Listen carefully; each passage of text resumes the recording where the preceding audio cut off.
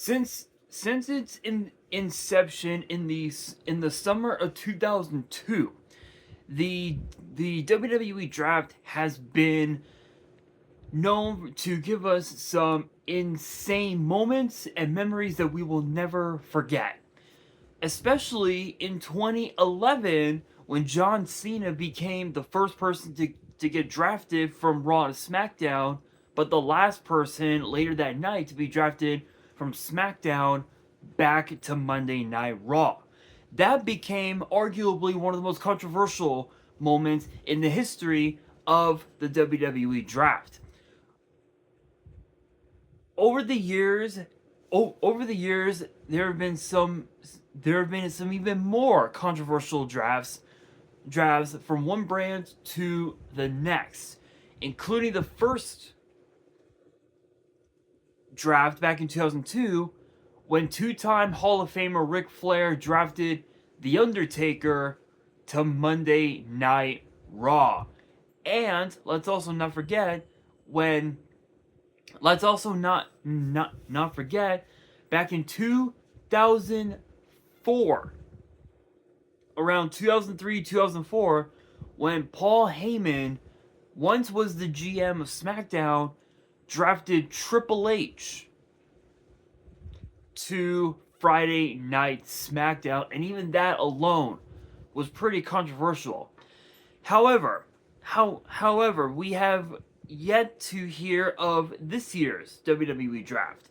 Now, obviously there have been a lot of rumors about the draft and when to expect it. But that brings us to this week's episode of WWE's Biggest Issue, where we will be talking about the 2025 draft and when we can expect it. Now, obviously, last year's draft was very, very chaotic. Obviously, seeing Cody Rhodes ended up staying on SmackDown because he was indeed at the time the WWE champion. So the fact that all the champions, with the exception of the women's tag team champions, were not eligible for draft was absolutely crazy.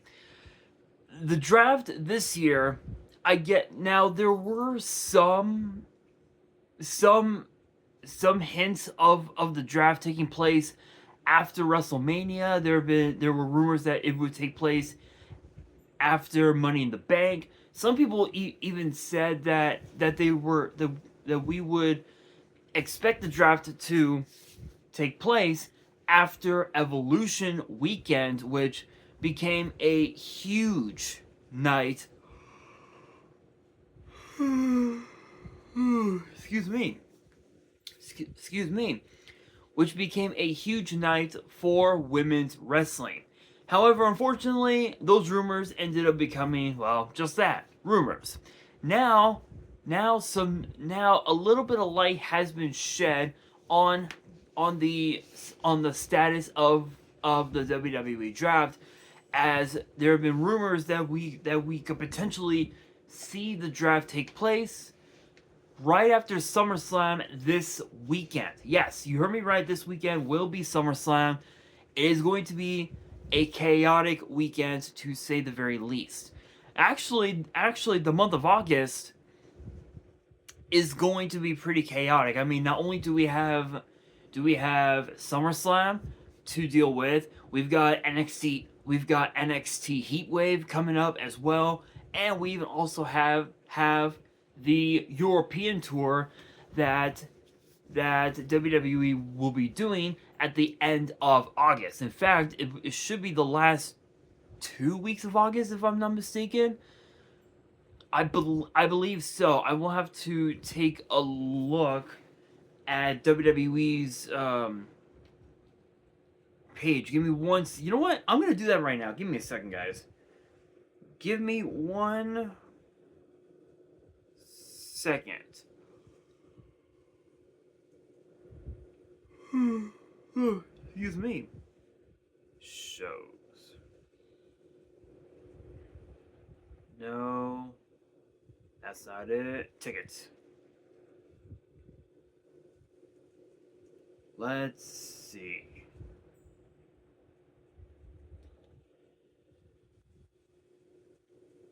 I believe it should be at the end of August. If I'm right on this, I believe it should be the end of August. Yeah. All right. Yeah, I thought so. The end of August, which will start on August 25th. It'll Monday Night Raw will be in Birmingham, England, which that will be very interesting, and it will all culminate with with September 1st, with Raw being in Paris, France, in the same venue as Clash in Paris. So that will be very, very interesting to say the very least. So I can guarantee you that the month of August is again will be very interesting indeed. But what about the draft? When can we expect the draft to take place? Well, the draft has always been known to give us moments that we will never forget. As I had stated, John Cena in 2011 getting drafted twice, being the first person to be drafted and the last person to be drafted, which became very historic to say the very least. It became controversial because of the fact that John Cena became a staple to Monday Night Raw for 6 years, and the fact that they randomly chose to draft him to SmackDown was proof that there could have been a glitch, for all we know. The draft this year, normally the draft would take place about a couple weeks after WrestleMania, but because that we had Backlash to deal with about 2 weeks after WrestleMania, that didn't really come to pass. So it's possible that we could expect to see the draft take place after, potentially, either after SummerSlam or after Clash in Paris. So it'll probably be one or the other, and it depends on the outcome of SummerSlam, right? Like who will become World Heavyweight Champion? Excuse me. Excuse me. Will it be CM Punk, or will it be Gunther? It all depends on who will become the United States champion. Will it be Solo Sikoa, or will it be Jacob Fatu? It depends on who will become WWE Tag Team Champions. Will it be Fraxium, the Wyatt Six, DIY, the Street Profits? Will it be the Motor City Machine Guns, or will it be the new team of Rey Fenix and Andrade? No one knows. And also, who will become WWE champion in that street fight? Will it be John Cena? Will it be Cody Rhodes? No one knows. No one knows when what we could what can be expected from SummerSlam. Just like we don't know what could be expected go from Clash in Paris, NXT Heatwave. There's still a lot to consider. But with this draft, this has to take place sometime either after SummerSlam, either after SummerSlam or after Clash in Paris. My honest opinion, I feel like it should be after SummerSlam, because by that point, the draft wouldn't really go into effect. The rosters wouldn't go into effect until after Clash in Paris, which could mean that we could very may well see um we could potentially see after SummerSlam, we could see John Cena get drafted to Raw, which I doubt it's gonna happen because he's basically a free agent. He's basically a guy who is a free agent and is allowed to go to any show at any given point during this retirement tour that he's on. And the fact that he's won literally most of his matches is proof that the ring rust has completely worn off, and he's getting back into the groove of the days of yesteryear when he was in the prime of his career. In fact, prime John Cena was literally when he had won the WWE title for the 16th time back in 2017. So that right there was peak John Cena. Now, with this version of John Cena, we're in the latter stages of his career where we found out that he will have his last match in the middle of December. So it should be right before the holidays is when we will expect John Cena to wrap up his career. So as far as the draft goes, once SummerSlam comes to a close, depending on what the outcome of each match is, with the draft, we could potentially see Randy Orton get drafted to Raw. We could see Roman Reigns go back to SmackDown. We could see, I don't know. We could see Dominic Mysterio get drafted to NXT, which is possible.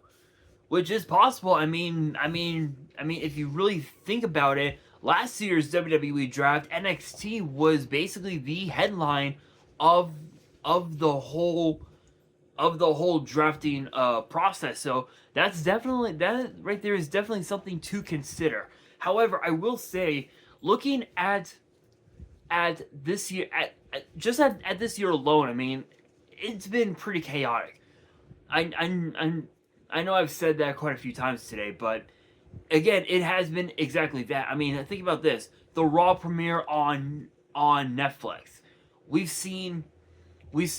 saw Paul Heyman turn his back not only on CM Punk but also on Roman Reigns as well. So that right there